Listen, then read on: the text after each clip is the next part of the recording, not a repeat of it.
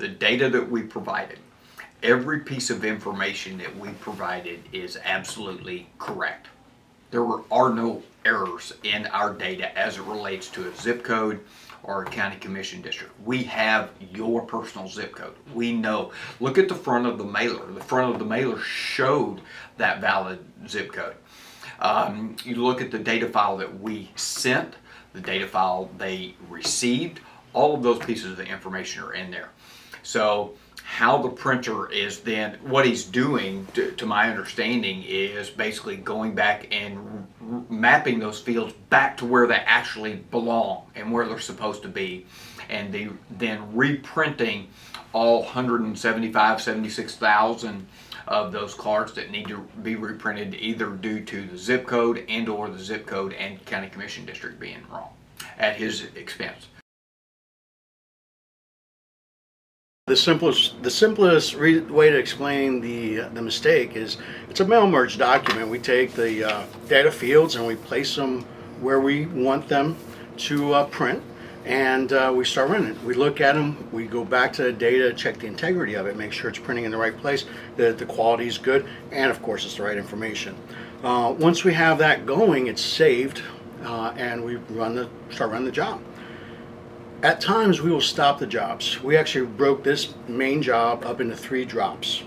We started on the first one. That one we needed to get out as soon as possible, so we kept on going.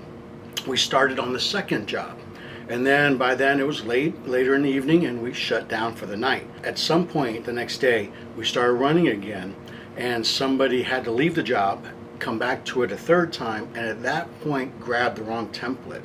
So the template, we do quite a bit of these, and they grabbed the wrong template and it had different data issues or data and positions. He fixed it and we started running. We just know it happened in the second drop, and we assume that it happened in the third drop, even though we had shut the machine down after the second or at some point and started back up the next day. It did take us 3 days to get it all addressed. We can't identify exactly where it started and exactly which records, but we know that there were some in the second batch and some in the third that were that had the information distorted. So we're running both of those drops, the complete drops, just to make sure we don't miss anybody. It's going to cost me about $40,000 cash outlay, plus the time, tabbing, gas, so forth. Obviously labor and loss of opportunity right now is we're busy. It's an election year and most printers are busy now. So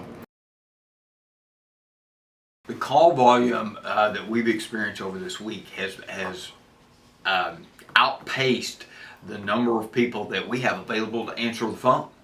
We are in the full throes of election mode, and so we have had for 6 weeks election worker classes scheduled. So every day this week, twice on one day, we've had anywhere from 35 to 60 election workers coming in for a class. So about 5 or 6 people are dealing with the class. Everybody else, people that normally do finance, the people that normally do the other items, are answering the phone. Every person that was available to answer a phone was answering a phone, and still phones were going unanswered. We are statutorily required supervisors to notify all of our voters. If your precinct has changed, we are required to make a notification to you. I know in fact that everybody's precinct in Marion County changed, specifically in your representation, because prior to redistricting, none of us in the county were in Florida State Senate District 9. Now every single one of us reside in Florida State Senate District 9.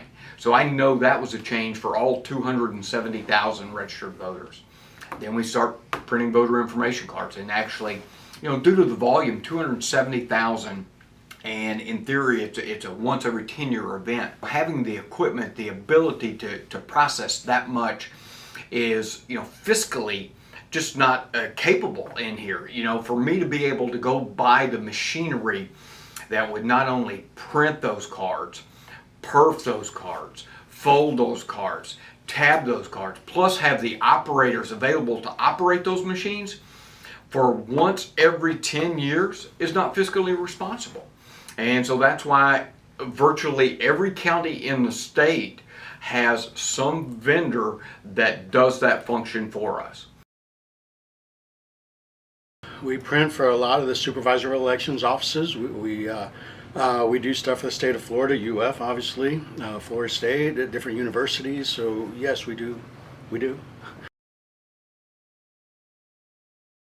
First, I would like to apologize to them all for all the confusion, and understand it's my fault completely, and it is an internal error. It was nothing to do with the data files from the supervisor of elections. Their data is intact, complete. It was our process of how we did it. And again, my fault. We're going to fix it. Your data is fine.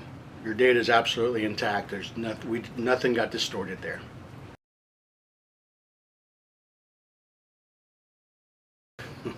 No, not at all. That's preposterous. That's why I don't understand why I would want to do that. And please rest assured, your information is accurate. We have your correct zip code. We have your correct county commission district, and all the information we have on file for you is correct. Furthermore, please note those information cards are information cards. They are not identification cards.